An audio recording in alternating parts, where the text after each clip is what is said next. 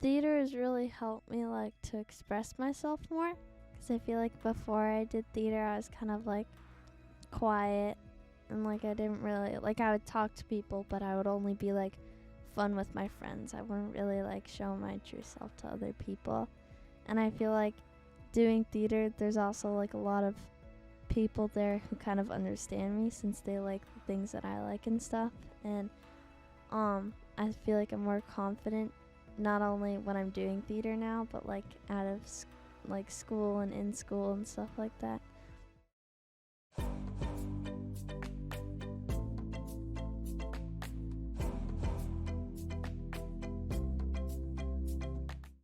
Welcome back to Journey to June. I'm your host, Wendy Basilico, and we're here to instigate your soul.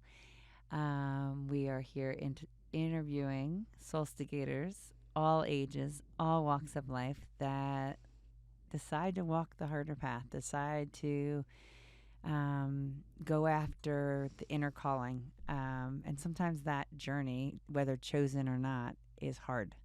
And I believe we're here to, we're born a certain way, and we have to live our unique imprint.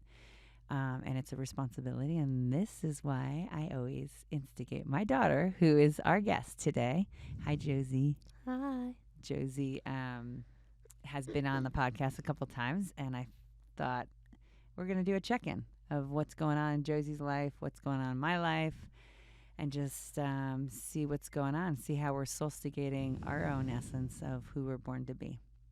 So what's going on? How are things? You have your pine outfit on. You have how many more weeks of school left? 2 weeks. 2 weeks. And what's the big news that's a little bit hard to take right now, ending your 5th grade, is that you're leaving, right? School? Oh, yeah. I'm moving schools, and I decided, well, it's a long story. So basically, let's talk about, so back in November, Josie, if you've listened to our podcast, Josie is, you can say, what is like your passion and something that drives you these days? Theater. Like, well, not theater, but like singing and guitar, piano. So you've taken on guitar lately, so we Yeah. haven't talked about that. You love piano. You've been doing piano for 4+ years with our with Alice, who's from Tahoe, who's been on our episode probably early on. If you want to check her out, an amazing instructor. What's the name of her company, Alice's? Oh, Little Bird. Little Bird Music, right? So we also had Gary on here. So Gary is her guitar teacher, and she's getting into that. But back in November, Josie and I decided, there's a school here locally in the Jupiter Palm Beach area. The name is Bach Middle School of the Arts. And by the way, we have a little visitor by my feet, Moxie. So we might have some interruption, but that's okay. But anyway, so back in November, we said, let's try it. She's in 5th grade. The school starts in 6th grade, and there's an audition. So we found a group to kind of prep her for the audition. Let's talk about the prep. Like, the course you took with Kimberly, did it help you for the audition? A lot. Oh, it did? Yeah. Okay, tell me how. So, some people in there, it was like a theater Bach prep. So, I tried out for theater. And it's basically like some people do a song and some people just do a monologue. So I did a song, but some people in my group did monologues. So we would practice scenes, like we would all practice scenes even if we weren't going to do like a monologue, something like that. And some people would practice songs even if they weren't doing songs. But you didn't have it before. You just had to walk in and they hand it to you, correct? But during the Bach prep, that really helped because it got me like comfortable. And every time we walked in, they would have a brand new song that we would have to learn. So got it. So you, at the Bach prep, which was done by Maltz Theater, this amazing teacher, Kimberly, she kind of gave you some insight of how that audition might be. So how important is preparation in general for any audition, whether it's Bach or doing theater? What's your take on preparing for things? Like, how do you prepare? I mean, I prepare for stuff, like I practice over and over again to get it like in my mind, and it kind of helps me.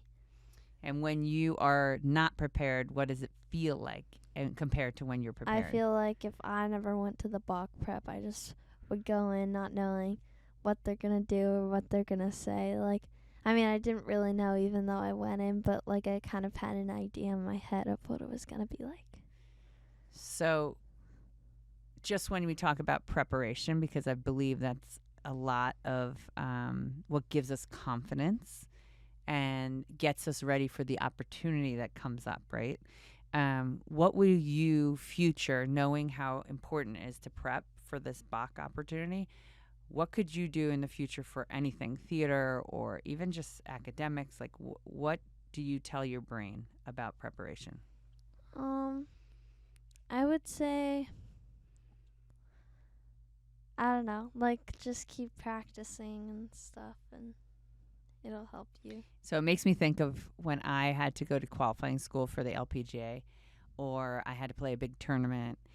And I remember there were times where I didn't feel prepared, and I was trying to fix it in that moment of right before, maybe the day before a tournament. Like, I was on the range, I had done a practice round, and I'm like, oh, I feel I got to figure this swing out.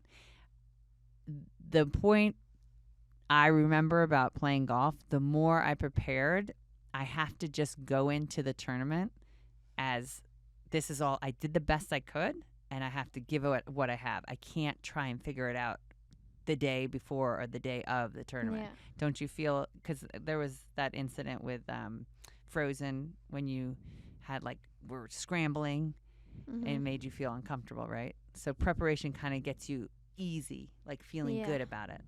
So when you went into Bach, how many people were trying out? Would you say that one day? Oh my gosh. Every day they probably had I'd say every day they had like different people come, but every day was probably, I'd say, like 1,000, maybe more people. Yeah, I don't know, but there's one parent to each child, and I feel like they have a lot of different avenues you can go down: theater, voice, musical instruments, communication, tech.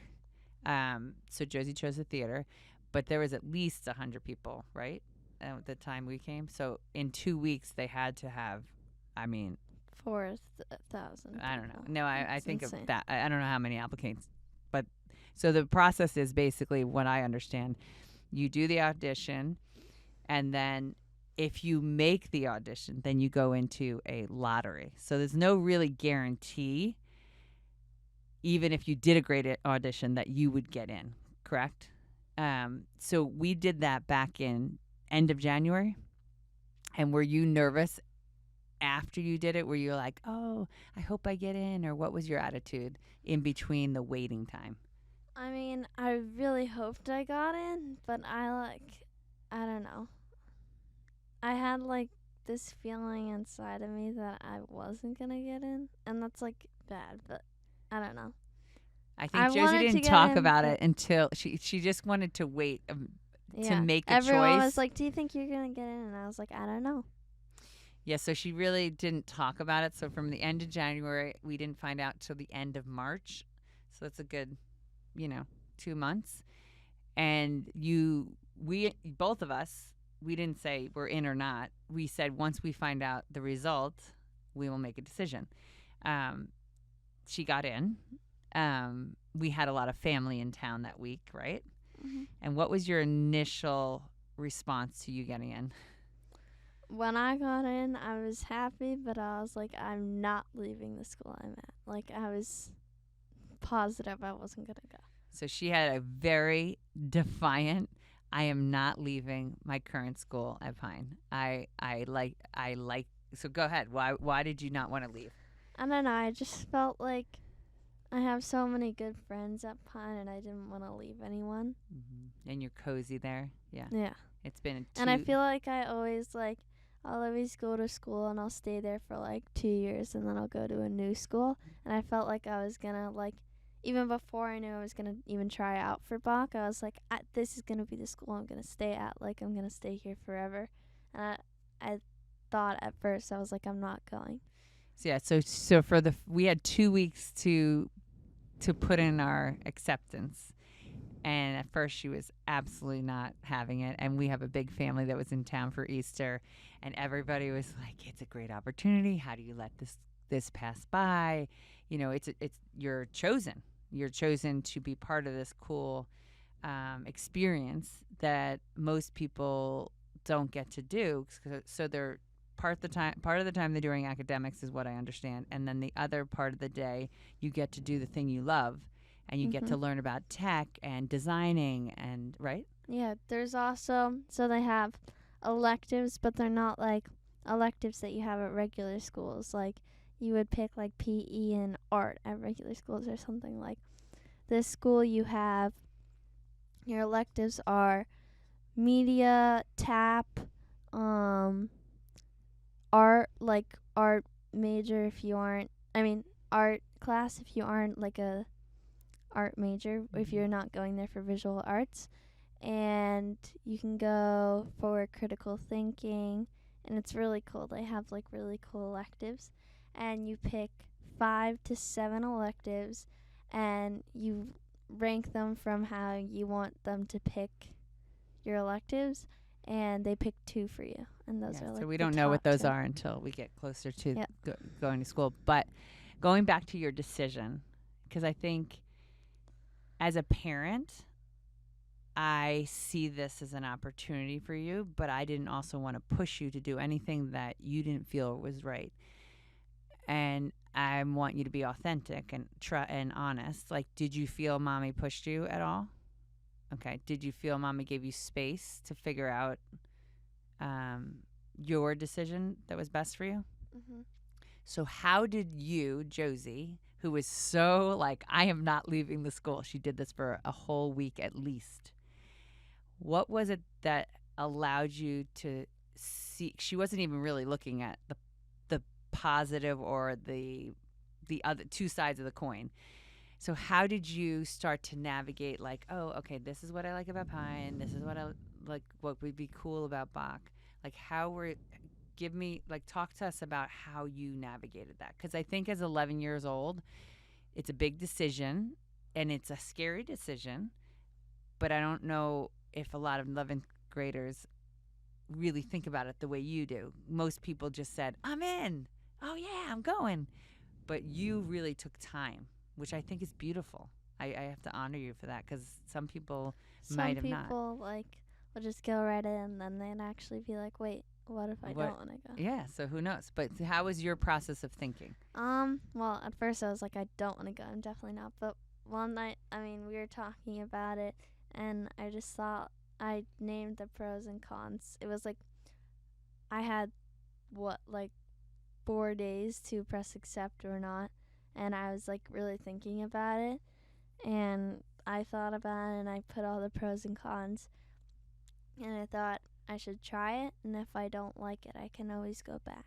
So I decided I should try it. And my best friend Luna, who's been on the podcast too, she got accepted, so she's going too, and I thought it was nice that I know someone who's going. Yeah, you actually know more than one person, right? You know a ton of people who are going there for theater, and they're my friends. So. Well, I can't wait to see what happens. So we have lots to share about that. Although it's scary and like leaving your friends in 2 weeks, the end of Pine, but you're in new adventure, new path, right? Let's talk about, you just started, you haven't done theater. You didn't really do anything January, February, and then you tried out for the Shrek for a little performance at Abbey Studio, which she was on our podcast last week. What did you prepare for that? Like, what was your thinking around that audition? Since Abby's, I've done 2 shows before. That's where I did Annie in Greece, and that's where I got my first lead role, Annie. And then I got Marty in Greece, which is one of the pink ladies. But um, I since Abby's is more like a smaller stage, and the limit is like I think 14 that people can be in the play. It's like 7 to 14. So I thought like since I'm one of the kind of older kids there, I like it because I'm more confident there because I feel like I know I'm not going to get like a very, very small role. I feel like if I work hard there, I can get a bigger role. And at other places, they have like older kids who always get the lead roles, and I'll get like ensemble, like background. But and there's a positive to both, right? Yeah. But like Abby's, I feel like I'm more confident in because I've done shows there and I've gotten bigger roles than I have at other places. What do you like about working with a small theater at Abby's, and what's hard that Abby's expectation? I like how it's a small theater. Like I think small theaters are nice that you get to like be in a small cast too. Like in Shrek we only had 10 people in our cast, but it's fun to work with a small cast because it's nice you get to learn about other people. Meanwhile, at other big places, there's like so many people that you barely even talk to some of the people up there. And but I think sometimes at a small place, sometimes there isn't a lot of room and you can't like fit a lot of people on the stage, and it isn't as big as other people. But what do you think is, Abby's pretty. We had her on the podcast. We talked about like how you have to be there 10 minutes before the start of rehearsal. She has long tech weeks. Like, you guys went on for 7 hours one day, 8 hours, I think, one day. What's the hardest part about all that tech week and the pre-stuff before the actual opening night? It's really, it's at any place, it's always going to be stressful tech week, but I feel like it's more stressful because not only for like the people in the cast, I feel like it's very stressful for Miss Abby and the director because like that is a lot of hard work for like 10 people in a small space, and she has to do all this lighting, and she only has 2 people helping her with everything. Like she has to do everything, and I feel like it's more stressful for her than us, but it's still stressful for us. But I feel like that's the week where like everything has to get done. Like there's no messing around. She does the costume, she does the lighting, she does it all, directing. Yep. She's pretty fascinating. We talk about in Live Your June about physicality, like your voice, how you present yourself. What do you think theater? I'm sorry. Are we? I know you had 4 shows this weekend, and you went out late last night to celebrate the 4 shows, but we had a little yawn over there. But what is it about physicality that? How do you think you changed in your way of being in school with your friends when it comes to all the theater work? Because you can't go on a stage and go, "Hi, I'm Josie," or "I'm Fiona." So what is it about what you've learned in theater about presence and your physicality and your voice? I think theater has really helped me like to express myself more. Because I feel like before I did theater, I was kind of like quiet and like I didn't really like I would talk to people, but I would only be like fun with my friends. I wouldn't really like show my true self to other people. And I feel like doing theater, there's also like a lot of people there who kind of understand me since they like the things that I like and stuff. And I feel like I'm more confident not only when I'm doing theater now, but like out of school and in school and stuff like that. And I don't know, theater kind of helped me be more confident, I guess. And when I'm in a play, like my character, I always stay in character. Like I kind of act like my character at school. Cause I always ask because I've worked with some voice coaches, Roger Love, and I've worked with Another really cool mentor, Bo Eason, who talks about physicality. And like, I always ask her, what's the animal that Fiona would be? Or did you ever think of what Fiona would be? Oh, she is tired. What would Fiona be? What I animal? told you she would be a lion. Probably. A lion. And why is that? Because I feel like lioness Lioness. are strong, and I mean, it's like they're strong, they're confident, but they're like pretty, and I think you said playful. yeah, like playful. They're kind of like dual personality. 1 minute they're like strong, and then they're more like fun. And also they don't need they kind of like want a man to save them, but they don't. Interesting. I didn't know that. That's cool that you thought that. Like they'll be happy with their lion, but they don't need them all They're the not time. needy. Yeah. Got it. Cool. I like that. What would you say is the hardest part when it comes to like your presence on stage? Like, what are you working on? Is it your voice? Is it more like the way you walk? Is it something that you're working on? Because always we're working on something. What would you say is something that you're working on to be more present and expressing yourself on stage? What? Something that I'm working on is definitely expressing my voice on stage, because I feel like I'm loud, but I'm not like. There's a lot of people who are super confident, like my friend Luna. She's really confident when she acts, and her voice is naturally like loud since she's always on stage and acting. Plus, at the place I'm at, you gotta be loud because we don't have mics or anything. You just gotta be up on stage talking as loud as you can. So I feel like something I'd work on is improving my loudness. Your projection, how you project the sound. So cool. You kind of do that when you're doing your singing as well, right? Yeah. Did you love Shrek?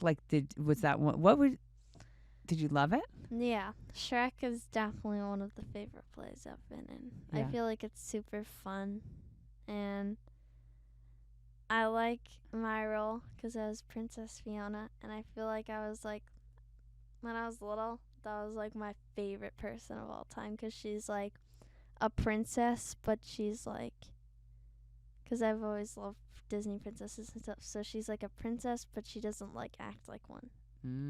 Cool.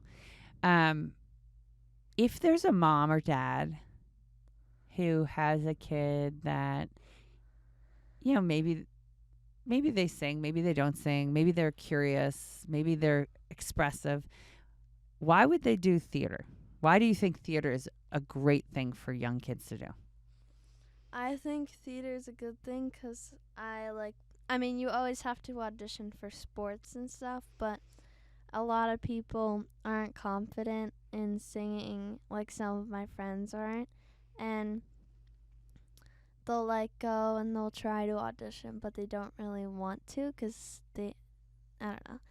It's good to audition for things and be in a play because you can express yourself more, and it's really fun. I think it's super fun to these movies, like Disney movies, are things that you've watched over the years to be these characters and act like them on stage. And I think it's very fun to express yourself and create your own character. The thing I loved about Abby is we talked about every kid gets she really includes them, so they're not just like a tree. So I love watching the growth of kids. Just even Wick, who was new and he only did 2, and you can see the growth in him. Mm-hmm. He did Willy Wonka, and he was Veruca Salt's dad, and then he tried out for Shrek, and he got Lord Farquaad, and he was amazing. Oh, he was so good.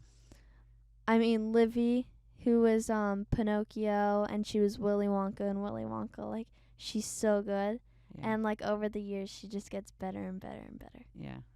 That's to me the coolest thing. And to whatever this takes you, it's like the confidence, like I did not have that. So to me at 11, that these She kids can be was in a play, two Oh. plays. She was Amelia Earhart, and she had 2 lines. And then Me. she was a window in a house. So it's, Someone was a house, and she was the window yes, I was dressed in black with a little string with a window. So in Wizard of Oz. And her But best that- friend was Dorothy. but that's why I'm passionate about as an athlete. This is all new to me, but it's so important to be able to speak on not on it could be on stage or just speak up. And when you start to do that, it gives you courage to do it in life. And I didn't have that. I was like a little baby, shy. Once I was a window, I just closed down. So this has been my journey to like really still to this day, like come out, do this podcast, do lives on social media, have my retreat. Like it's me at 52 coming out of my own shell. And I know I have things to say, and we all have a voice. And this is why I love young people, really like yourself and all your friends in the theater world. Even at our, and we'll just share this, like we just did a mother-daughter candle workshop. Wasn't that cool? Like, so just to watch these kids have opportunity to be in a moment to really express themselves, whether on stage or during that workshop, was cool. What do you want to say? I know you want to say something. I was thinking before, like, I always find it funny how there's, like, really aggressive people in sports, but then they go on stage and they turn into the small person where they're, like, shaking and they're like, like when they say their lines and they sing the songs. Or vice versa, where there's someone who's amazing on stage and they project their voice and then they try out for a sports team and they can, like, barely kick the soccer ball. I just find it so funny how those two things are, like, almost similar with the aggression and using your voice and stuff, but some people can barely do both.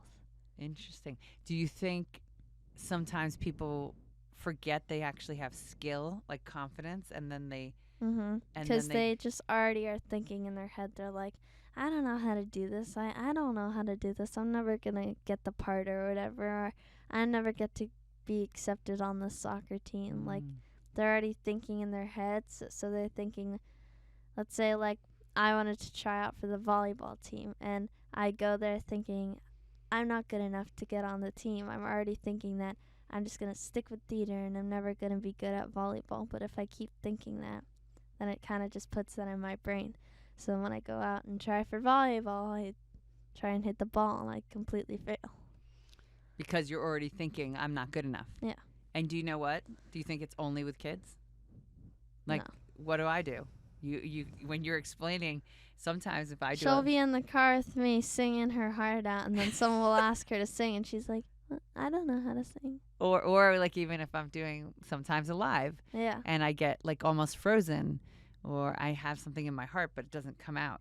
Yeah. So part of the thing is to just do it and get over it. And the same with volleyball, or the same with getting on stage. If something's pulling at you to try something, whether you're 50, 80, 11, we have to do the hard thing. Because think of how much, and this goes back to like when we first originally had spoken, the beginning of my podcast, we talked about when you were 5 and how you got on stage and you didn't want to get on stage and you sang Opportunity. Think of what you've grown because you've taken that step, right?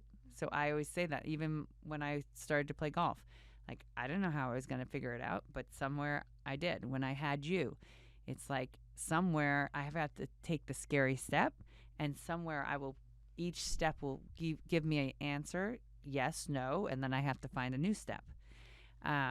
So you gave a good point, Josie.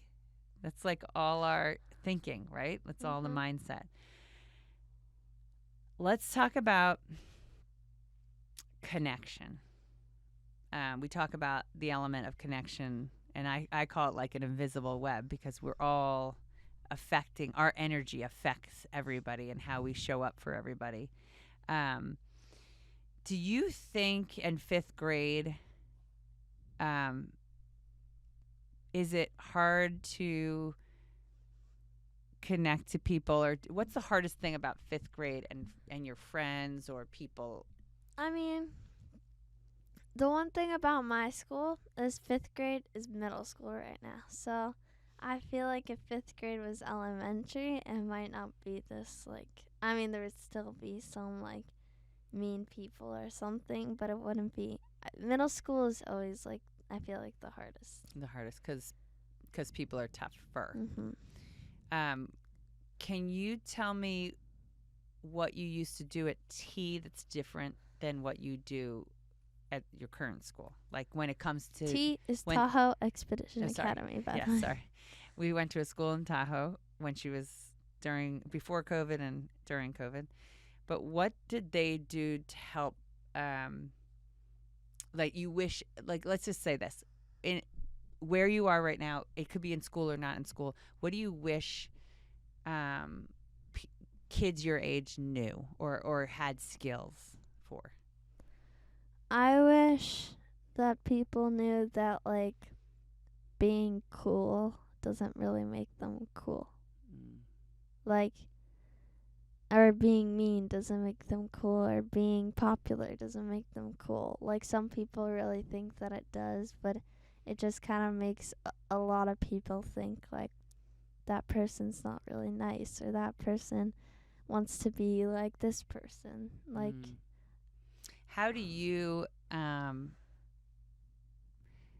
when you see that, it could be at any school, it could be anywhere, it doesn't have to be at a school, it could be with cousins.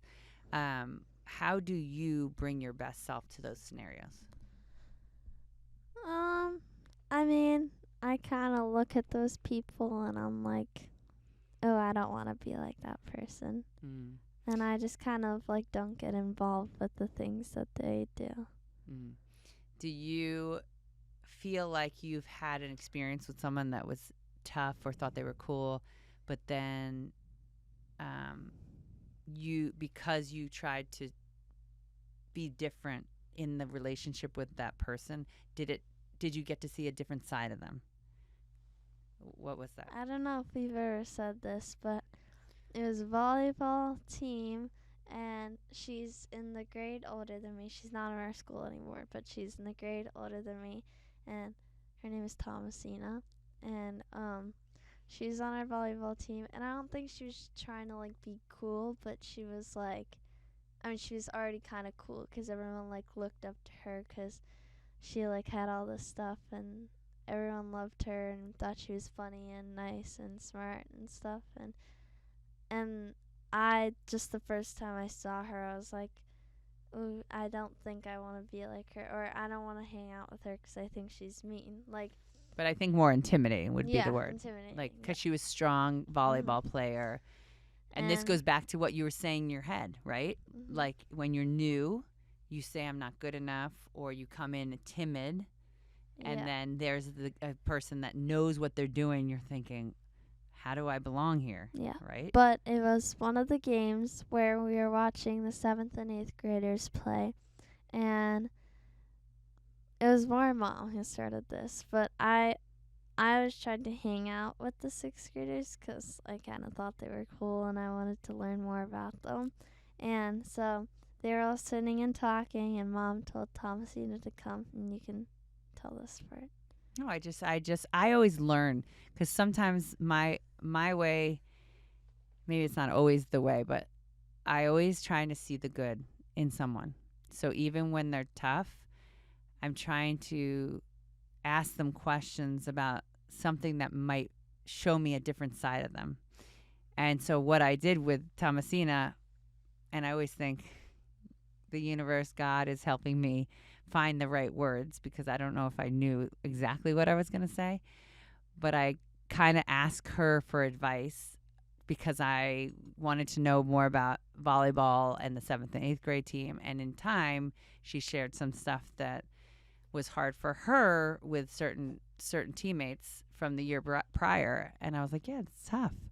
And once you start to open someone else's heart in a way that they're not expecting, Josie and I were in the car with her after the game.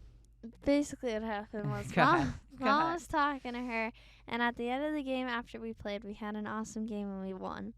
And she asked us if we could drop her off at her house. So we took her in the car, and while she's talking, we dropped her off. And what was happening in the car? Because it was a half-hour ride. And what was Mommy and Thomasina? What was Mommy asking Thomasina?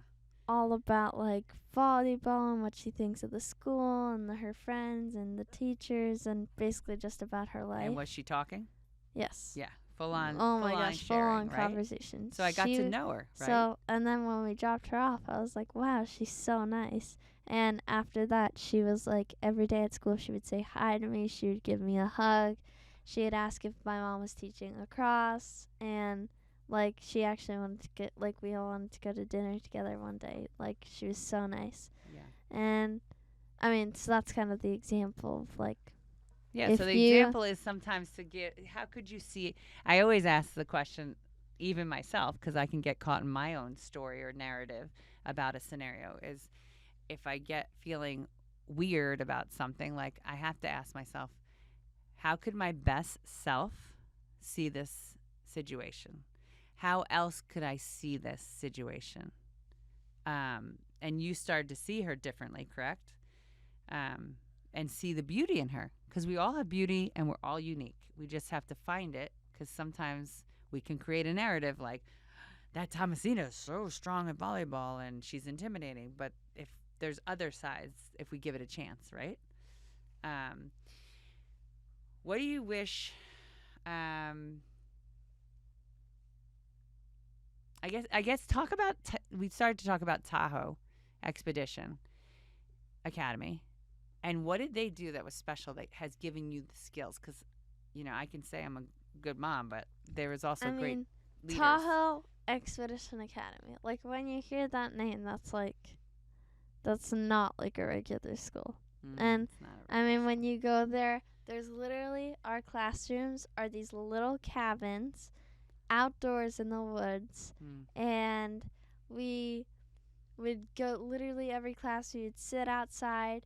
And during quarantine, since we couldn't be in the same room together, our classroom was literally outside in the middle of the woods, and we all sat on logs, and they brought a little board out, and they taught us all our lessons, and we all sat on these little logs, and we sat together. It was awesome. And every year they would take us camping on a camping trip, and we would hike how many miles? Like 6. 6 miles. Kindergarten, first grade. Kindergarten, everyone, the entire school would just hike 6 miles. We'd all listen to music and everything, and once we got to the spot, all the grades separated, and we went to different spots, and we camped for how many nights? I don't know. It was so cool. With the first so much kindergarten, fun. first grade. But I think probably the weekend, we hiked and we camped there, and we would bring some of our family. I brought Mom and my grandma every time. Tell the story about, and then we'll tell the story about Grammy saying yes to camping. So she drove up there. Well, yeah, she drove up there. And you after the hike. So she drove up there, and we all hiked, and we found our camping spot. The entire class, we made chili together, and we sat around the campfire and stuff. It was really fun. And then when we went to sleep, Graham decided she wanted some gin. Oh, well, let's just clarify. The temperature was 27 degrees when we went to bed. So she was freezing. Yeah, and she decided she wanted some gin. I don't know why. so we got... Not always we bring that on campus for school. So that was just a random... Yeah, but we brought it at 10 p.m. at night, and it was a long story. She got a delivery, but anyway. In a water bottle. Josie thought it was a water bottle, and she had a swig of a little something. Anyway, so what does tea do that made you feel so part of a community and connected with the people around you? What was it that was special about that school? I think, they did everything outdoors, and it was so much fun, and they taught us how to work with each other. It wasn't just put us in a class and you guys should be nice to each other. It was like we'd actually talk about if something happened, even if it was a small something. Like the teachers would talk to us and we'd actually have a conversation together. Now, like most schools, you would just like, you barely tell the teacher if someone said something mean to you, and they would barely even notice if you didn't tell them. And then you tell them, and they barely talk to you about it. They just get you in trouble or write you up or something. So T always made an effort to see both sides and get an let people talk on both sides, so there's nobody getting in trouble. There was more of a conversation and seeing what that behavior is coming from, right? Like you had to own each other. Everybody had to like own each other's behavior and also like get along at the end. The point was to find some balance, right?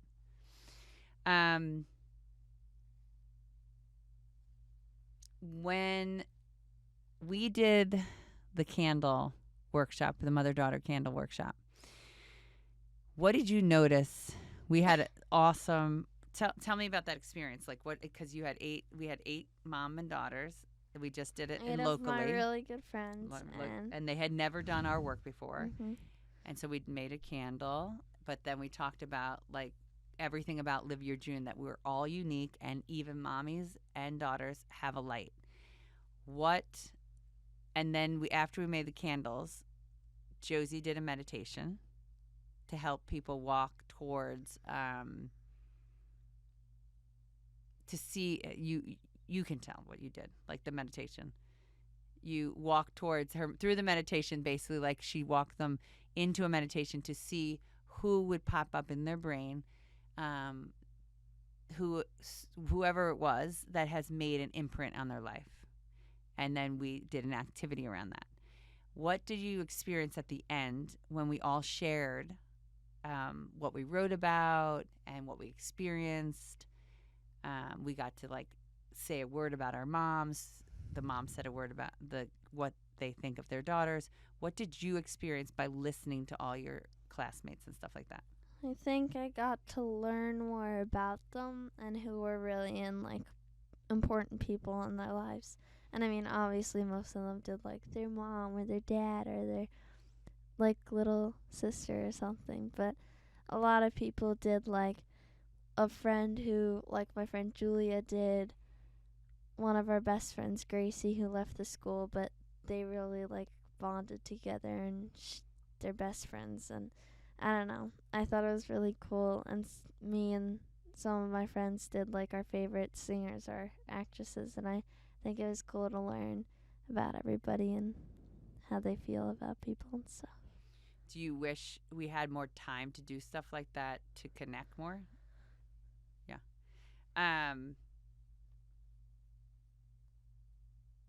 When you think of like someone in the last 2 months that inspires you, who someone new that has put a imprint on your heart lately? Someone I know. We have a sleepyhead. Someone who has, yes, someone who, it could be, no, it doesn't have to be someone you know. It could be someone that has put an inspirational imprint. Like a singer? I know where you're going. Where are you going? Share it. Go ahead, share it. And why? And why? So basically, I'm thinking of Benson Boone because I think he's really cool because, one, he has an amazing voice. But he went on American Idol 3 years ago. And he went on and he barely even knew he could sing like a year before that. And he went on American Idol and he went in the competition. They actually thought he could win it. He dropped out because he decided he wanted to do music by himself, like with him only. And he's like, he's not a small singer, but he's not like a huge Taylor Swift singer. Like not a ton of people know him. And he's amazing. And I don't know, I just think he's such like, he's quirky and he's his own person. And he's not like what do you call it? Like he doesn't brag about, like, he's selfless kind of. Like humble? Yeah, humble. Humble, but strong. Yeah. Yeah. And he's really creative on writing his songs and stuff. And I don't know. You like the words that he's how he says. Josie started to play a song with her guitar recently and learned it pretty quick, right? Mm-hmm. I'm trying to think who my inspiration is. I mean, I would say Josie's an inspiration because she really models bravery to be on stage, which is always something I'm looking to bring out in myself. But I also think, I love going to your guitar lessons with Gary. All the people you work with are amazing, but Gary is a new teacher recently, and I love that he kind of challenges you to go open mic. We had an issue, not an issue, but like a situation like where Josie chose to go to open mic, and she got nervous and she chose not to go on stage, but she still showed up at the place. And are you going to do it? Yeah, she's going to do it. So little steps, even just showing up, even if you're not going to do it, allows you to see what it is that you could walk into. So it gives you so you're not going in cold. But I love how he also says it's okay to fail. I love how he talks to you, because I asked, do you remember the other lesson last week? I said, well, she's learning all these songs. This is the non-music mom. I was like, Gary, she's learning all these songs. What do you recommend how she should keep track of these songs? And do you remember what he said? No. Okay. So he said, he's like, well, yeah, we can if we're working to perform for something, a song or a couple songs, we're going to work at that. But when we're learning, and it's so good, but when we're learning, we have to explore and play. And he's like, and Josie's doing that. Like, she's writing songs and she's figuring out chords on her own. And I just think that some of the things he says, Craig says, Caroline says, Alice says, you have great teachers around you, which I never had. I wish I had coaches when I was young that taught me to fail. Even when he says, when you're on stage, you have to just start and you got to finish, no matter what's in the middle. And what does he say? Know that you'll make mistakes, right? Yeah. What does he say? There will be mistakes that happen on stage. Yeah, and just even Abby says that, right? Yeah. Right before our show, Miss Abby said, are we going to make a mistake? And, one person said no and everyone else said yes. And she's like, yes, it's going to happen. You got to just be prepared. One of the walls fell down. Wick lost his legs. Oh, my gosh. Lord Farquaad's legs just snapped in the middle of the show. So he came on with legless. On his knees, legless. Yeah, and what did he do? Did he cry? No, he just kept going. And some I had to sing during the end of the show, and I kept forgetting my words, but I was like, and I still stayed in it. You stayed in it, right? It's so beautiful. Any last things you want to say? Oh, yeah, no, I do want to say, we talk about wisdom and stillness, and this is what we did in the candle mother-daughter workshop, the importance of taking space to really connect and see what's speaking to us. And this is what I'm doing in the retreat this Thursday. We're starting our second retreat. Well, how do you connect? You're a kid, you're running thing to thing. We got to go to ballet after this. How do you, because I know how I connect, but life has taken me in a direction lately. And this morning I got back on my routine. But how do you personally, as an 11-year-old, what advice could you give other kids your age to listen, to make good choices like you did for Bach, and you feel good about it, and you're like, nobody pushed you to do it, you chose that? What advice would you give young kids? To if you have a big decision for something, I'd say just sit on the question and the answer will find you. Where'd you learn that? From a movie. What's the movie? It's a J-Lo movie. It's a J-Lo movie. Do you know who says that, by the way? Eileen Rosenthal, who is one of our guests. She says, live the question. So kind of what you're saying. The answer will find you. Like if you live the question and you actually take action towards the question but not know the question, you will not know the answer. Sorry. You will start to have your answers. Is that what you mean? Yeah. That's great advice. So how do you do that? I mean, I just kind of think of the question. I mean, like I said, I kind of just said it all. Like, sit in the question and the answer will find you. So you keep asking the question. Mm-hmm. Do you take any action towards that? I do, yes. So, I mean, yeah. So you always have the question in mind. Mm-hmm. And you might do it. When do you do it? Like, do you do it when you go into bed or do you do it on the way to school? When is your time to ask the question? Like, do you have a certain... I'll ask it, and if I don't get the answer will find me. And how do you know you have the right answer? Like, what is it for you? I don't know. I just kind of feel like it's almost like a feeling. Like, at first I was like, I'm going to stay at Pine. But then when I thought, like, what if I go to Bach? There was kind of like a feeling that I was like, oh, that's nice. A feeling in your gut. Like, this is the thing, even though it's hard or scary or... Yeah. Cool. It's just like me playing golf or us having a puppy. It was a feeling. We've got a sleepyhead on our hands, but I want to thank you for coming on. I mean, Josie is exhausted from 4 shows of Shrek, but playing Fiona, and her friends did an amazing job, Luna and Coco and all the people at Abby's Performance Arts Studio. Abby did amazing, right? If you are interested in any of Abby's performances in the future, she did camps and other things, right? But we're going to do check-ins like quarterly with Josie because there's a lot going on and she has a lot to share. And go ahead. You have something else to share.